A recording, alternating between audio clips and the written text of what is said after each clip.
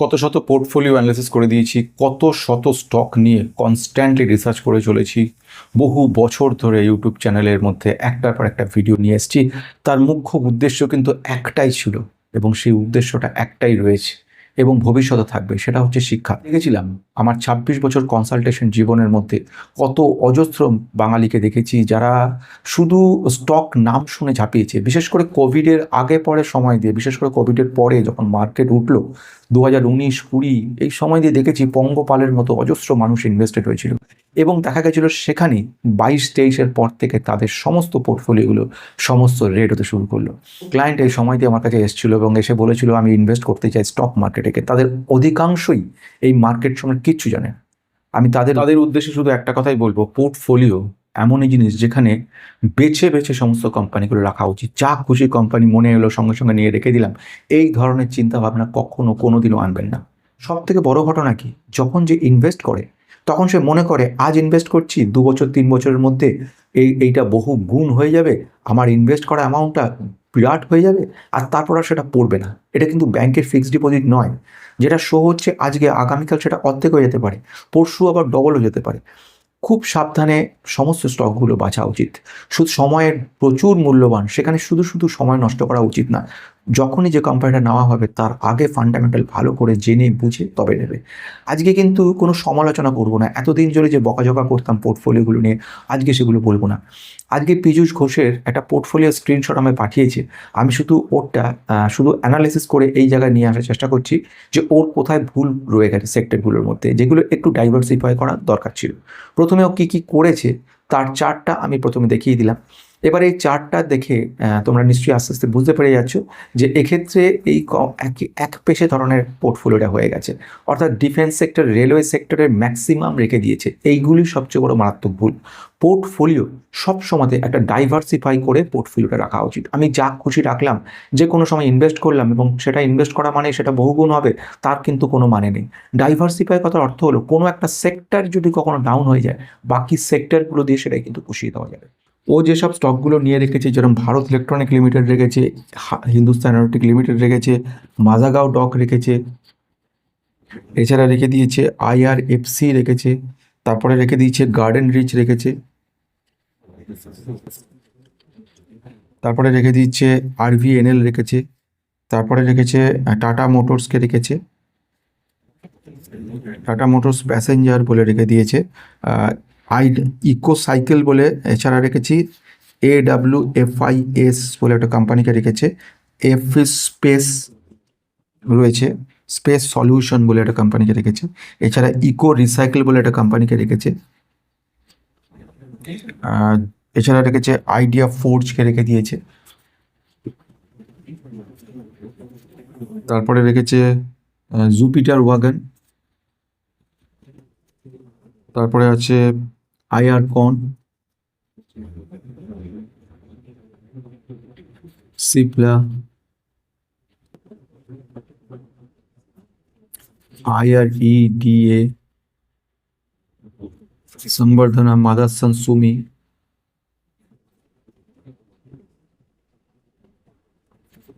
RailTel, NTPC,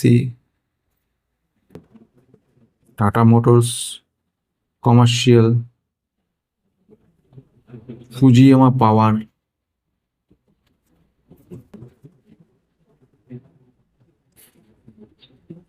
Oswal palm,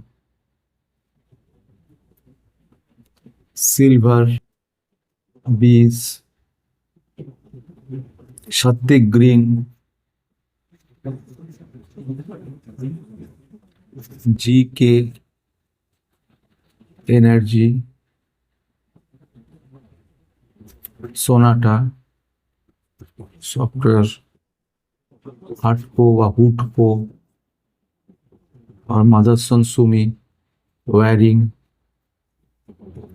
PC jewellers, Jayaprakash,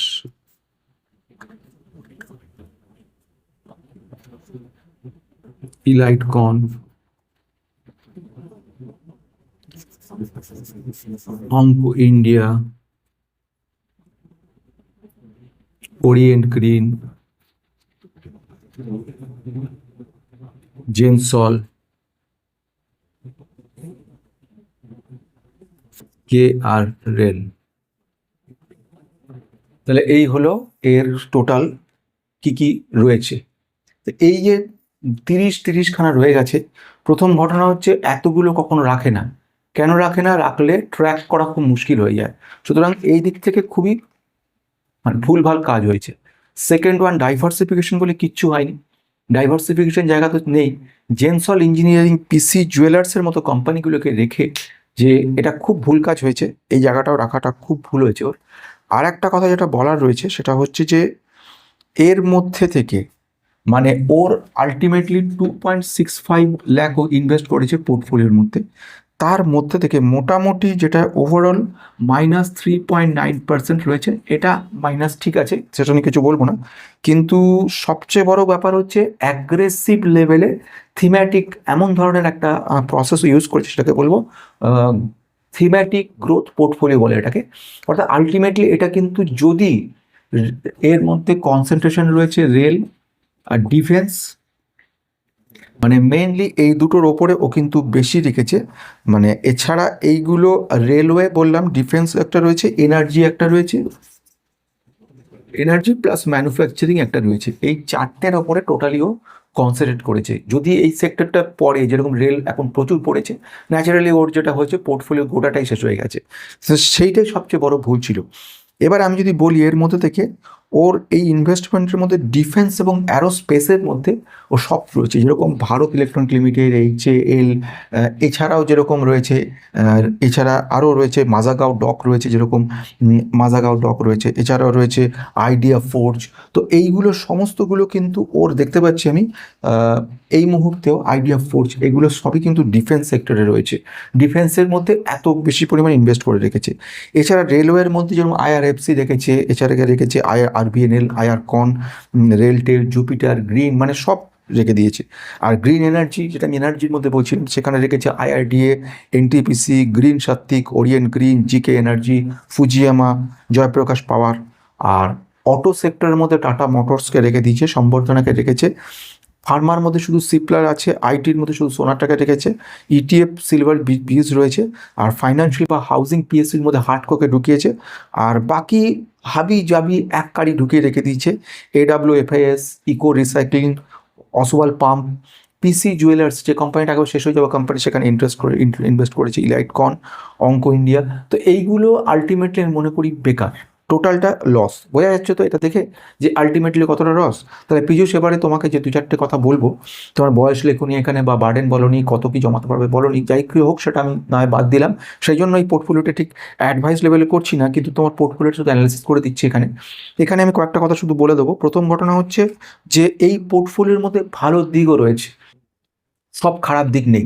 এর মধ্যে positive ব্যাপার রয়েছে, যেটা হচ্ছে ম্যাক্রো থিম বলে যে থিমটা রয়েছে, এই থিমে কিন্তু এখানে ও কাজ করেছে। ম্যাক্রো থিমের মধ্যে যেরকম ডিফেন্সের মধ্যে বা রেলওয়ে, এনার্জি বা ম্যানুফ্যাকচারিং, এইগুলোর ওপরে কিন্তু ও কাজ করেছে। এবং এটা যদি আগামী কিছু বছরে ভালো হয় তাহলে পোর্টফোলিওটা খুব ভালো করবে, না হলে পোর্টফোলিওটা এরমভাবেই চলবে। এর মধ্যে যে ভালো কোম্পানিগুলোর কথা আমি বলতে পারি, যেরকম company Bharat electronic limited, Hindustan autotech limited, garden reach, Mazagon dock, IRFC রয়েছে, সিপলা রয়েছে। তো এইগুলোর বা সোনাটা সফটওয়্যার, টাটা মোটরস, সিলভার বিজ রয়েছে। ঠিক আছে, সোনাটা সফটওয়্যারকে নিয়ে আমার একটুখানি কনফিউশন রয়েছে এখানে। তো আমি মনে করি যে এটা এখনই কিছু বুঝতে পারছি না, কেন ভবিষ্যৎ বলে দেবে। ETF এর মধ্যে সিলভারকে রেখে দিয়েছে, ঠিক আছে। বাকি পিসি জুয়েলার্স মতো কোম্পানিগুলোকে আমি একেবারেই করতে পারছি না। এই লাইটকনও খুব একটা আমার কাছে ভালো নয়। এবারে যে প্রবলেমগুলোকে নিয়ে ব্যাপারটাকে বলতে চলেছি, প্রথম প্রবলেম যেটা আমি মনে করছি, শুধু রেল আর ডিফেন্স, এই দুটোর মধ্যে 55% বেশিও কিন্তু ইনভেস্ট করে ফেলেছে। অর্ধেকের বেশি শুধু রেল আর ডিফেন্সে রয়েছে।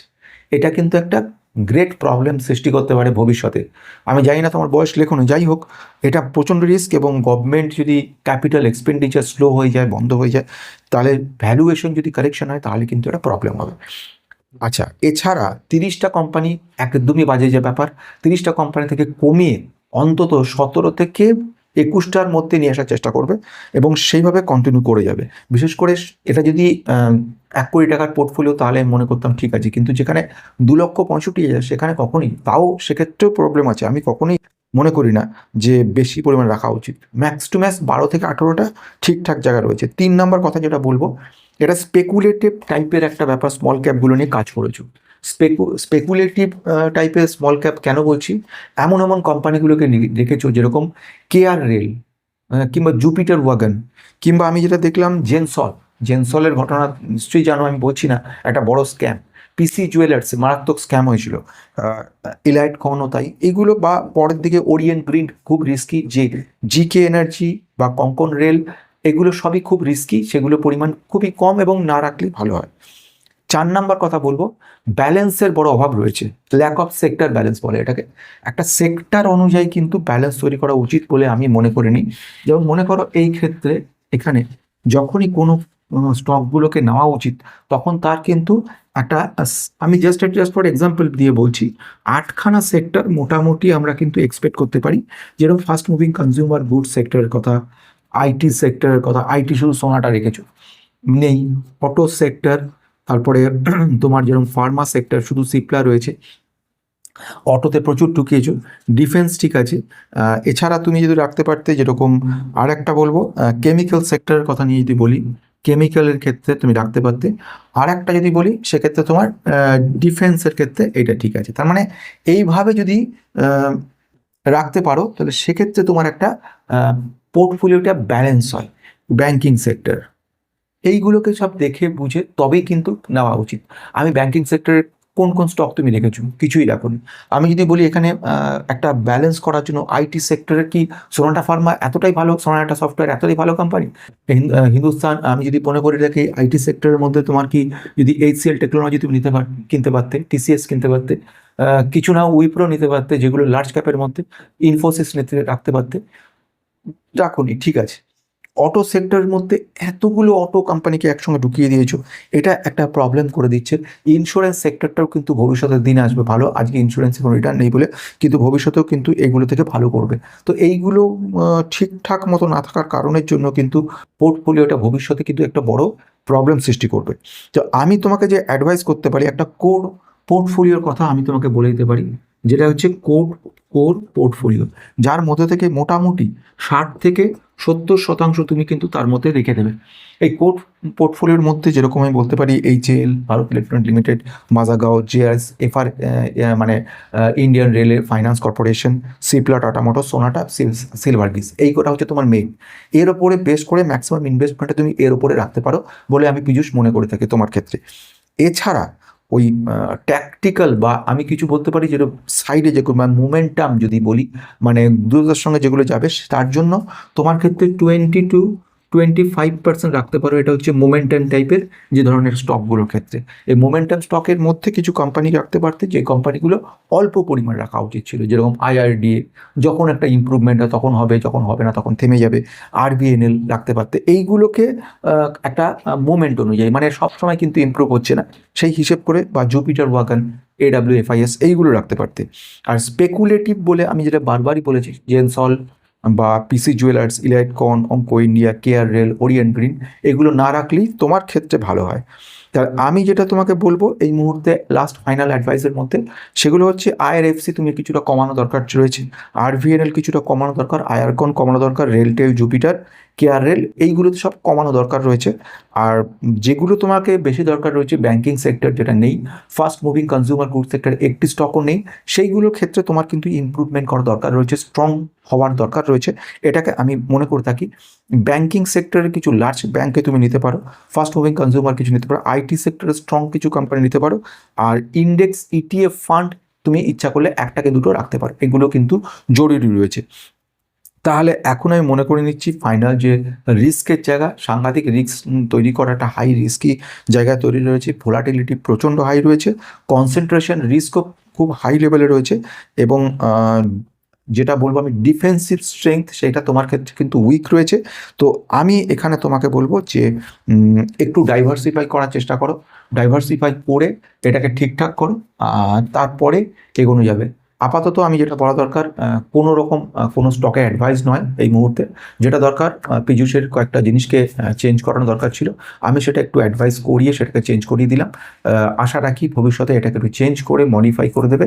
মেম্বারশিপ নিয়ে রেখে দিতে পারো পীযূষ, কারণ ভবিষ্যতে একটা লিঙ্ক তৈরি হচ্ছে যে একটা গ্রুপ হিসেবে, যে গ্রুপটা ওই মেম্বারদের গ্রুপ থাকছে, ওই গ্রুপের মধ্যে থেকে একটা যাকে বলা যেতে পারে যে আপগ্রেডেশন বা কোনো একটা লিঙ্ক তৈরি হওয়া, যার ফলে আমার 6 মাস পরে যখন আমি তোমাকে আবার এটা অ্যাডভাইস করব, একবার তুমি আমাকে পোর্টফোলিওটা দেখানোর জন্য, সেখানে তুমি কিন্তু একবার আমাকে এই লিঙ্কটা থাকলে আমার সেটা সুবিধা হয়, কারণ হাজার হাজার ভিউয়ার কখন কে আসছে কখন কে চলে যাচ্ছে নিজেই বুঝতে পারছি না। তো এই সুবিধাগুলো তৈরি হয় সেখানে। তো এনিওয়ে, এখন আমাকে সময় খুব কম, শুধু এইটুকু বলে শেষ করতে চলেছি।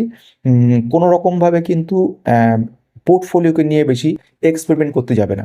যেটা রয়েছে রয়েছে, কিন্তু এক্সপেরিমেন্ট লেভেলটা একটু কম করার চেষ্টা করো, কারণ এইগুলো সবসময় কিন্তু খুব কাজে দেয় না, ক্ষতি করে বেশি উপকারের থেকে। আশা রাখি তুমি ব্যাপারটা বুঝতে পেরেছো আমি কি বলতে চাইছি। আজকে আমি খুব এই হিসেবে তোমাকে বলতে পারি। এনিওয়ে, আর পোর্টফোলিও অ্যানালাইসিস করতে একটা স্মল ফিজ নেই, যদি কেউ পাঠাতে পারেন, কিন্তু অনেক সময় লাগবে।